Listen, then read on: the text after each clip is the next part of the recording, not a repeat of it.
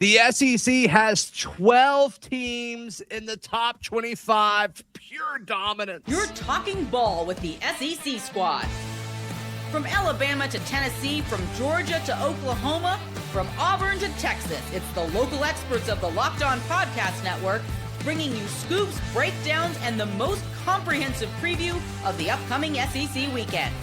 It's the SEC squad, and we have a seat for you. Hurt feelings and thin skin are prohibited. Squad up, you're part of the SEC squad. Yes, we are squatting up. Week 3, our third ever SEC baseball squad. I'm Zach Blackerby. I host Locked On Auburn. Corey Burton, host of Locked On Vandy. Stephen Willis, host of Locked On Ole Miss. John Neighbors, host of Locked On Razorbacks. Eric Kane, host of Locked On Vols. Jimmy Stein, co-host of Locked On Bama. 12 of the, I'm just kidding. Chris Marler's here too, of Locked On Gamecocks. I'm trolling. 12 of the top 25 teams, gentlemen, are from our conference. Mm-hmm. Can you, just pure dominance just 2 weeks through the season? Isn't this just like another day at the office, another Tuesday for the SEC? It's like, hey, it's like coming in here and just being like, hey, the SEC and the football recruiting, 12 of them in the top 25 classes. It's like, whoa. Yeah, but no, it's just a continuation of just this conference and the depth and the recruiting and the coaching and the way that these teams have played and some of the great matchups in the non-con they've had so far. So, yeah, it's hard to say, but it's basically if you're taking the SEC or the field to win it all, I think you're going to have to take a team out of the SEC. Yeah, Steven, it's Ole Miss that got that 25th spot. They kind of slid up there to make it 12 out of 25. What have you seen from the Rebels so far this season? They just know how to win games. When the pitching isn't quite right, they hit the ball a ton. Whenever they have trouble with the bats, the pitching steps up. That's the way it works. It's complementary baseball they're playing right now. And like I said, Dom Decker hit his first career home run, the dirtbag, the ultimate dirtbag, hit a home run against Missouri State for a sweep on the weekend. They're 8-0. They haven't lost. And they have Southeastern Missouri tonight. And they go for Baylor, Coastal Carolina, and Ohio State over the weekend. They have the tournament in Houston. If they get out of this weekend with an undefeated record, I think it's something you should start to look forward to them to be pretty good going into that dang gauntlet of a schedule that they have for the SEC. Corey, we were giving you a hard time last week with Vandy being the only team with a losing record. It looks like you guys got some things figured out. We definitely got some things figured out at the plate. 4 out of 5 wins were run rules. We faced a murderer's row of Eastern Michigan and Marist, so it was bound to happen. One of the best directional Michigans, thank you. Yeah, we run ruled them twice through a combined no hitter, actually, in the second game of that set. But just leading the league in home runs is something Vanderbilt has accomplished this week, and they got Evansville tonight, and then they go out to Vegas to play UC Irvine, Oregon, and Arizona. So that'll give us a look at what Vanderbilt, if they've truly improved, they will win all 3 games out there in Las Vegas. Yeah. Eric Kane, give us a quick update on your Vols.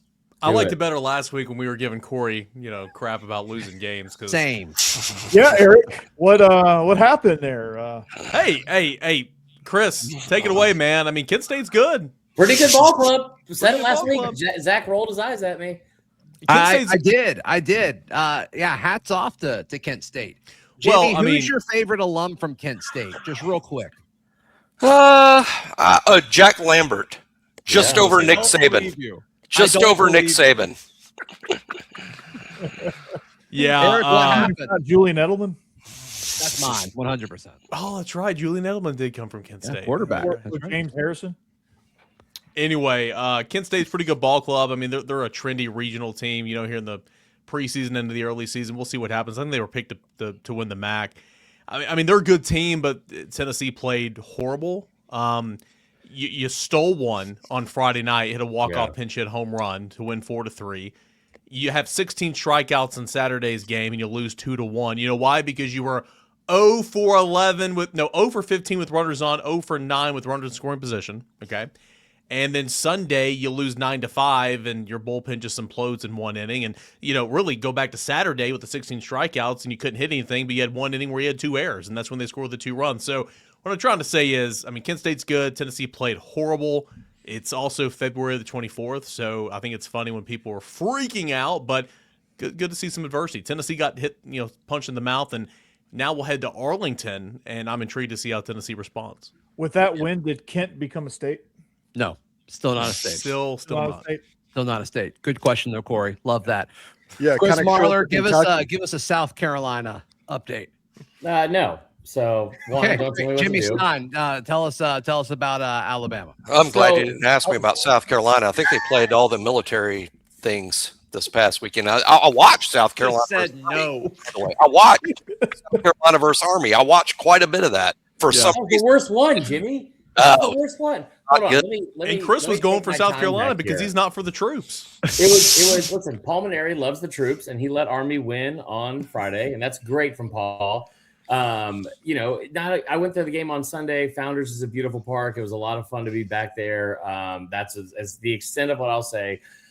Pitching hasn't been terrible, but they're not a good baseball team. I will take my time to also just give props to the rest of the SEC. I think Ole Miss, what Steven said was shocking about is the pitching. If the pitching's not there, because the pitching's been awesome for Ole Miss, it's been awesome for Texas, it's been awesome for a lot of teams. The hitting for Vanderbilt, moving that fence in, getting a little short portion right from 330 to 315.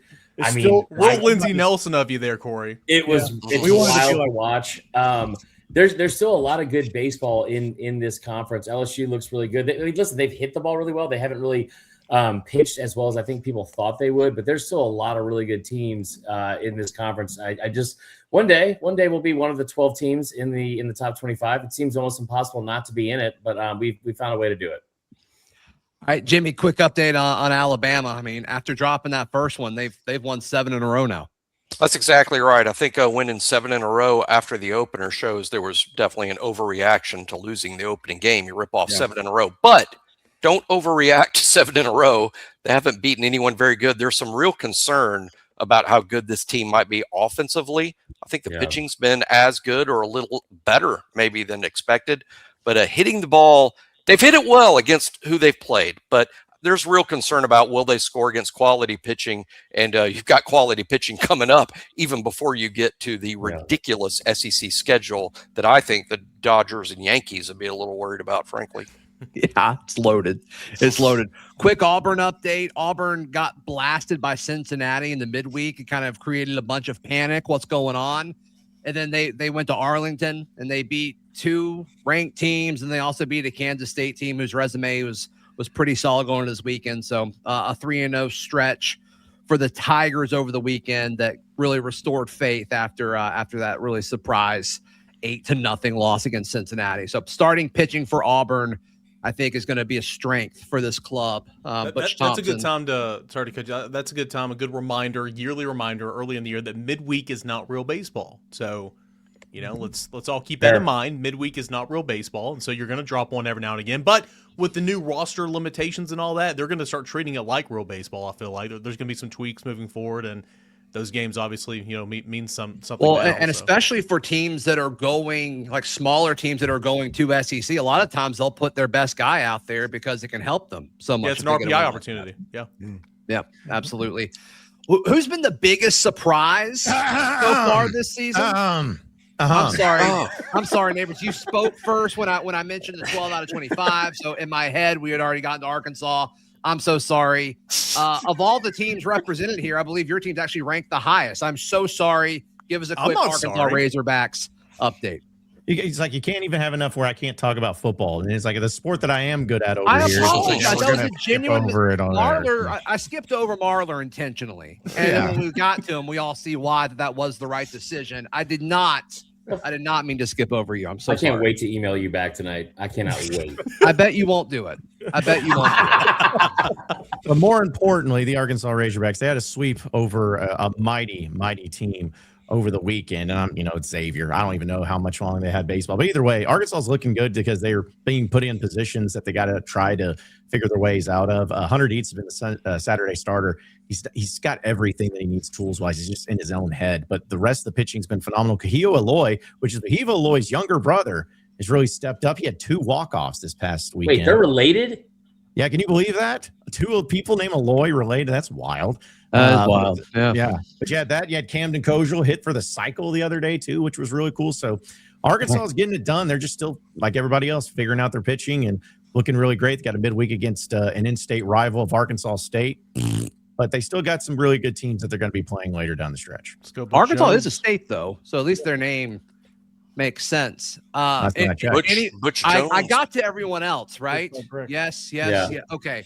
Who's been the biggest surprise for the SEC so far? And yes, Chris Marler? Oklahoma. Oklahoma. I don't know what they need to do to move up. Great. Further We'll get in to the that rankings. and his thoughts why next, right here on the SEC Baseball Squad. Nailed it. Today's show brought to you by our friends at Mazda. Mazda's moving the game forward. For those who show there's more to the score than what's on the screen, who am I picking on and calling on this week? John Neighbors, who's moving the game forward for Arkansas?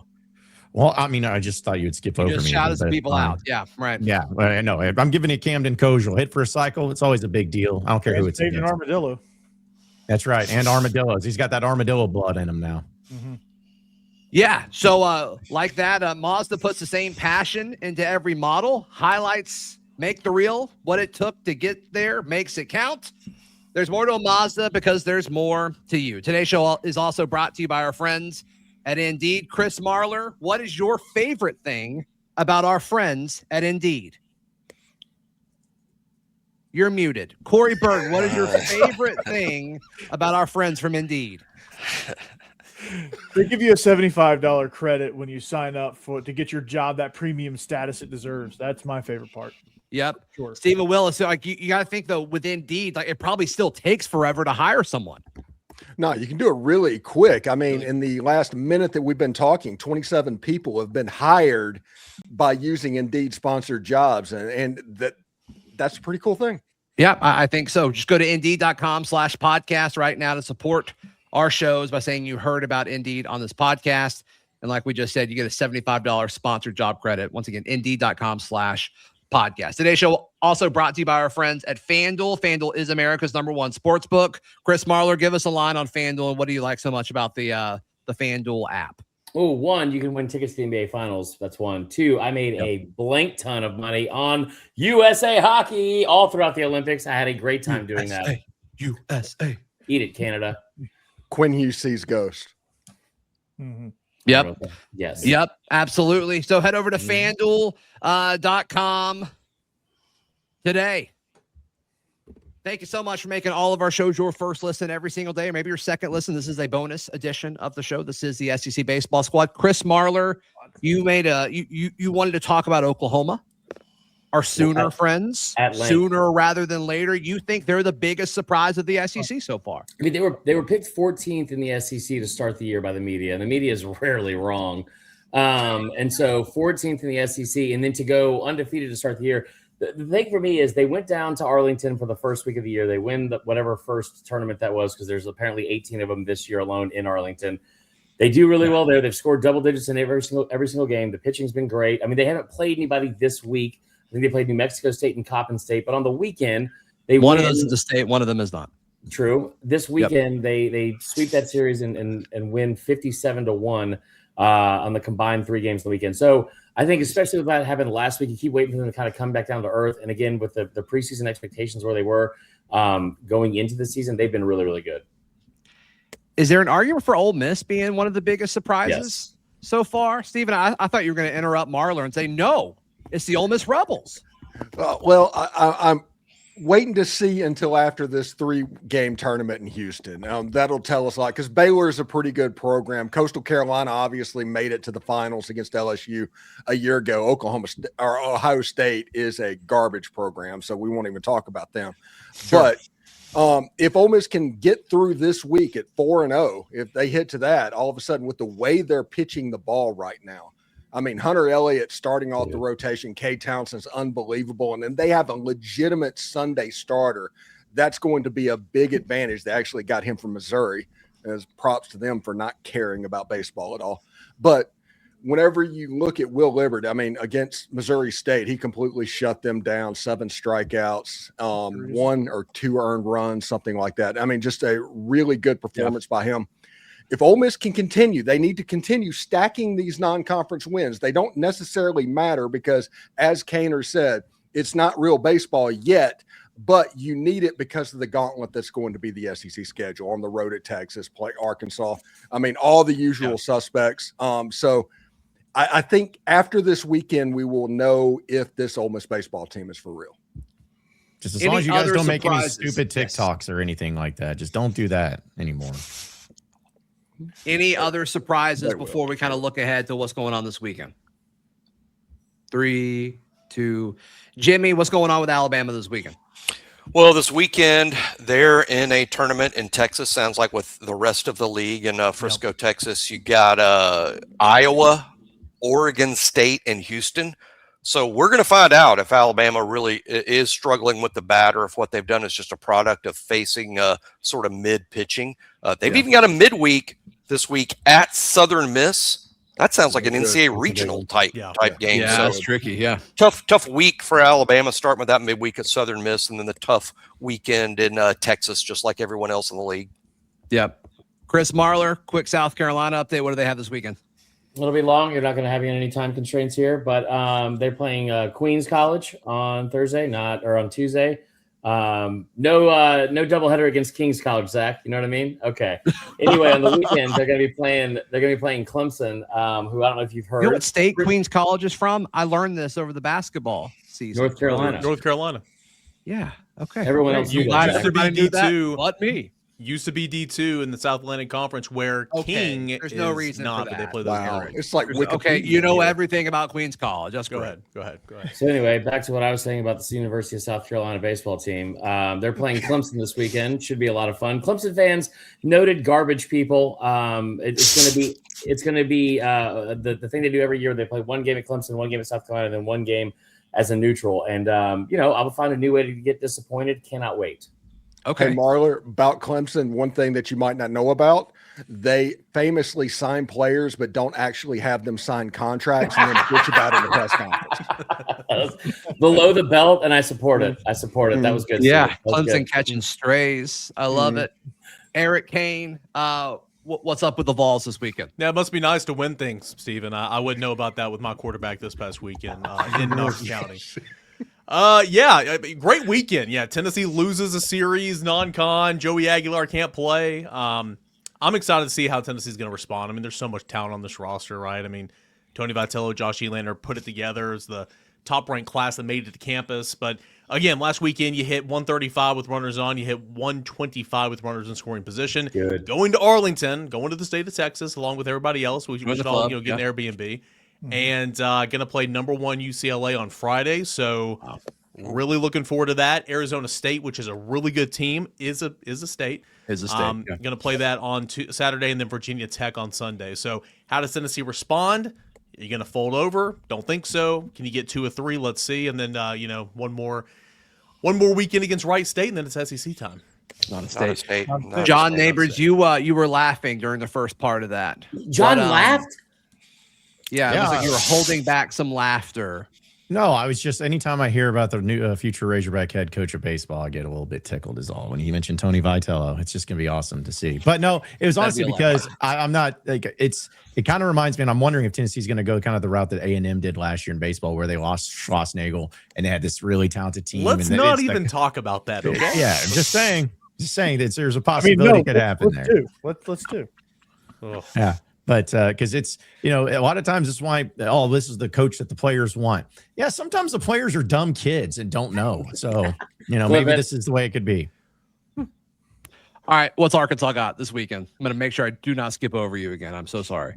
Yeah, you better not. Arkansas State in the midweek. Yes, the Red Wolves, the Fighting Butch Joneses, whatever they want to call them. They're going to be coming into town. Do they ever howl at y'all? Like Georgia fans bark at people? Do Arkansas State fans ever howl? They're in Jonesboro. No one goes there anyway, so no one would know if they did. So, yeah. So, but yeah, Jay Boogie's not great. But either way, you got that going on. And then this weekend, you have UT Arlington, of course, with Arkansas playing. They got a few more non-conference, but they're on a 18-game home stretch. Like they do not play outside of Baum-Walker Stadium until SEC play Scared of in competition, midway of right? March. Yeah. Well, that, and also it's just, it's a beautiful ballpark that people like to come to. So there's that too as well. But yeah, so it's going to be, should be Go good. catch a game, go to Walmart. A lot of stuff to do there. A lot of chicken places to eat. Yeah. Because you guys, you can talk down to Walmart, but I guarantee you went there probably today. So yeah. Sunday. Yeah, No, we all I go did to to get you Target. a present, John. You ungrateful POS. Yep. Well, listen, it's a beautiful thing this time of year, but still, Arkansas is in good shape. It sucks because everyone's just like, wake us up when the postseason hits because that's the only thing that matters. Yeah, ho hum, you had a sweep. That's great. No one cares. Man, you can turn anything negative. It's unbelievable. Stephen Willis, host of Locked On Ole Miss. What should we expect from the Rebels this weekend? This is the step up in competition that you've been waiting on with Baylor and Coastal Carolina. Like I said, Ohio State, which is a state garbage program. But 2 out of 3 should be the expectation of what's going on.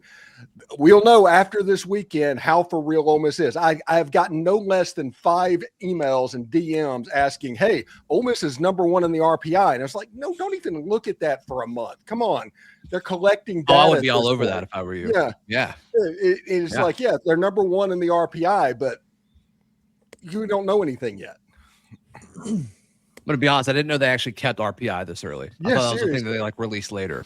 I just love my guy Steven reference, talking things over on email. That was great. That was awesome. That was so nice. Yeah.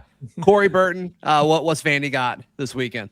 Well, Vandy's got a midweek against Evansville to get some things right before they head out to Vegas to take on UC Irvine, Oregon, and Arizona.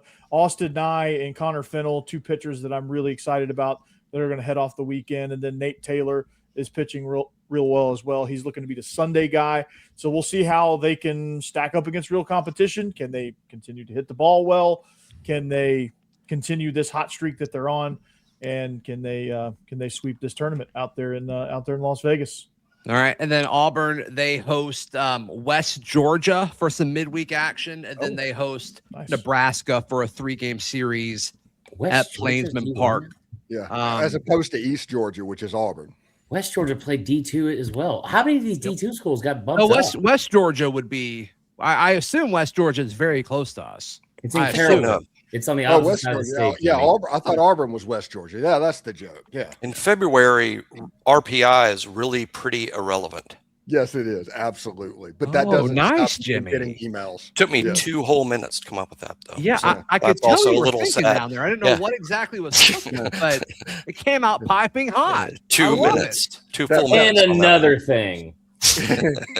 All right. That broadcast school is really paying off. All right. I think There were a lot of Chris schools Marler, playing. say one more thing before we're all done.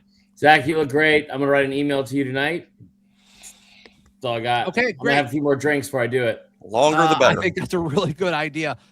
For Corey Burton of Locked On Vandy, Stephen Willis of Locked On Ole Miss, John Neighbors of Locked On Razorbacks, Eric Kane of Locked On Vols, and Jimmy Stein, co-host of Locked On Bama. Just kidding. Chris Marler, host of Locked On Gamecocks here as well. I'm Zach Blackerby of Locked On Auburn. This has been the SEC Baseball Squad. Do Ohio not State say is a free garbage Trinidad. program. Don't do it.